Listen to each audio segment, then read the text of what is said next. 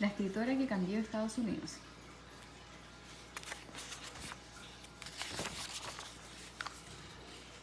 Harriet Beecher Stowe conoce a Abraham Lincoln. Corría el mes de noviembre de 1862 y los Estados Unidos estaban en medio de una guerra civil.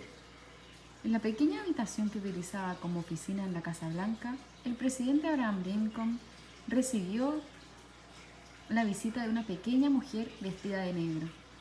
El alto y desgarbado presidente parecía un tanto sorprendido por la pequeña estatura de su visitante. Mientras estrechaba su delgada mano, el cansado y arrugado rostro del presidente se iluminó con una sonrisa y la recibió afectuosamente con las ahora famosas palabras: «Así que esta es la pequeña dama que hizo esta gran guerra». Esta pequeña dama era Harriet Beecher Stowe, abolicionista y autora de La cabaña del tío Tom, Uncle Tom's Cabin, la novela antiesclavista más poderosa que alguna vez se haya escrito. Harriet Beecher Stowe también era esposa de un profesor y madre de 7 hijos. El hecho de que La cabaña del tío Tom fuera escrita por una mujer hizo de su tremendo éxito algo aún más fenomenal. La novela había logrado que miles de personas tomaran conciencia de los terribles males de la esclavitud. Había despertado el enojo de estas personas y las incitaba a exigir que la legislatura pusiera un fin inmediato a la esclavitud. El impacto del libro ayudó a Lincoln a asegurar su nominación para presidente y, posteriormente, a vencer a sus candidatos opositores en las urnas. También convirtió a Harriet Beecher Stowe en una de las mujeres más famosas de los Estados Unidos. ¿Qué pasó para que esta ama de casa de Nueva Inglaterra escribiera el libro que cambiaría la historia de los Estados Unidos? Los primeros años de Harriet. La historia de Harriet Beecher Stowe comienza en una pequeña población de Nueva Inglaterra llamada Litchfield, Connecticut, donde nació el 14 de junio de 1811. Su padre, Lyman Beecher, un ministro de la Iglesia Congregacionalista, era muy conocido por sus fervientes sermones.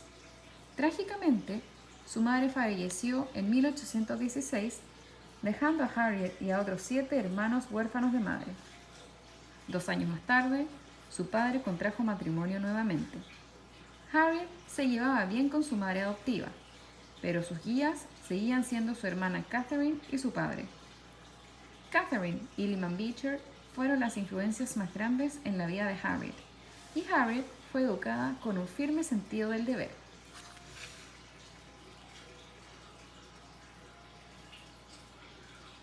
Lyman Beecher era un padre cariñoso que esperaba mucho de sus hijos. Todos los hijos de Lyman Beecher eran inteligentes, pero Harriet era excepcional, incluso desde muy pequeña. Tenía una mente notablemente curiosa y buena memoria. A los 6 años de edad ya había memorizado 27 himnos y 2 largos libros de la Biblia. Su padre le decía a sus amigos que Harry era un genio y que deseaba que hubiese nacido hombre. Pensaba que era una lástima que, por ser mujer, Harriet no pudiera seguir sus pasos y convertirse en ministro.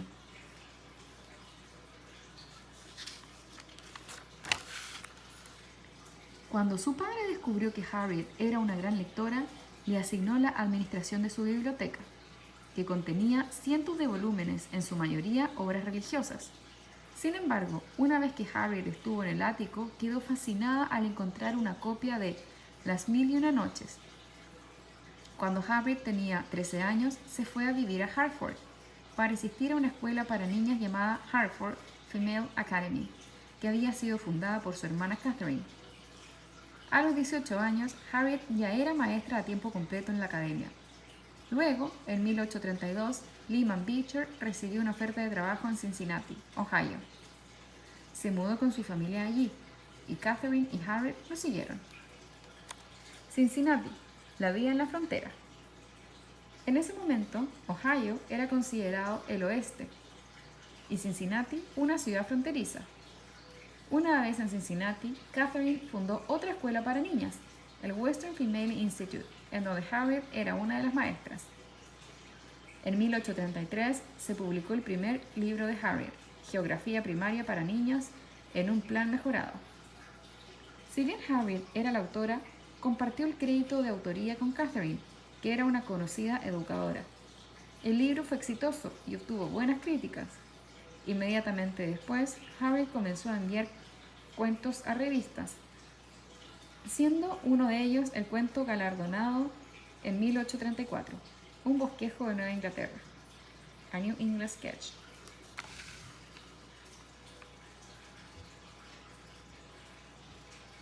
Harriet se unió a un club literario, donde inició su amistad con Eliza Stowe y su marido Calvin, un profesor de literatura bíblica. Harriet también conoció a Salmon P. Chase, un joven abogado que más tarde le informaría a Harriet sobre el terrible sufrimiento de los esclavos en el sur mientras trabajaban en las plantaciones de arroz, tabaco y algodón. Harriet quedó muy impresionada. ¿Cómo podía una práctica tan malvada como la esclavitud estar protegida por el gobierno federal? En una democracia, la buena ciudadanía incluía la responsabilidad de obedecer las leyes. Pero ¿qué ocurría si esas leyes eran injustas? ¿No exigía la justicia que se tomaran medidas cuando a las personas se les negaban sus derechos como seres humanos?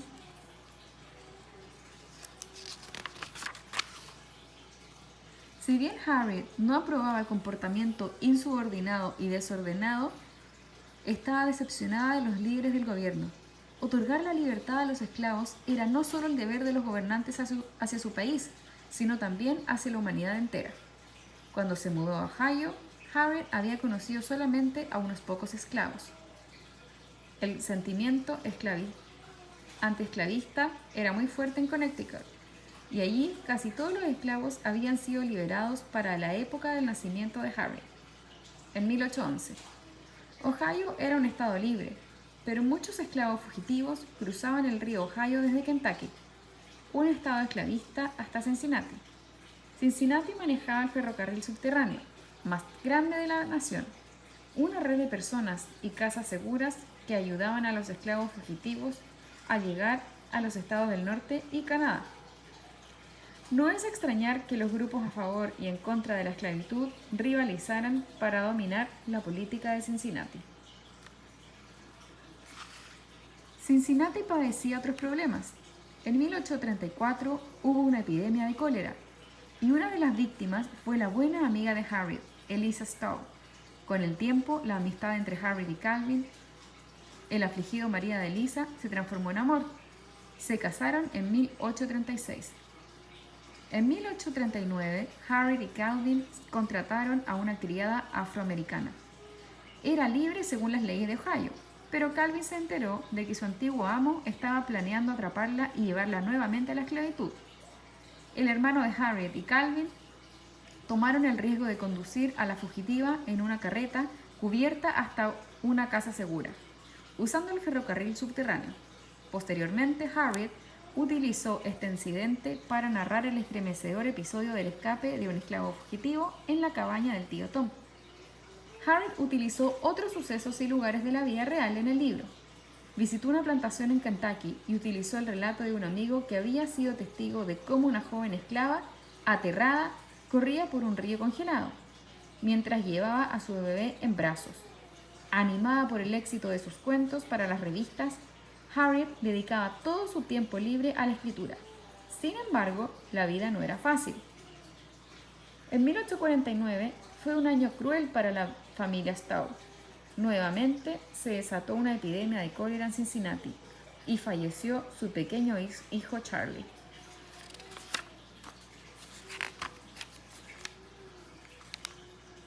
La creación de la cabaña del tío Tom.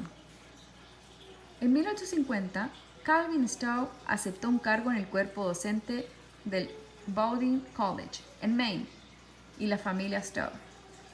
Feliz regresó a Nueva Inglaterra. Ese mismo año se promulgó la Ley de Esclavos Fugitivos. Según esta ley, la protección de un esclavo fugitivo era considerada un delito federal. La ley también suministraba dinero federal para ayudar a los dueños de esclavos a capturar a los esclavos fugitivos. Asimismo, le otorgaba al gobierno federal la facultad de convocar a las tropas, según fuera necesario, para someter a multitudes exacerbadas que amenazaban a quienes atrapaban esclavos. Harriet estaba tan molesta por la ley que no podía pensar en otra cosa. Su cuñada, Isabel Beecher, la alentó a que utilizara sus talentos literarios para luchar a favor de la abolición de la esclavitud. Harriet prometió que lo haría.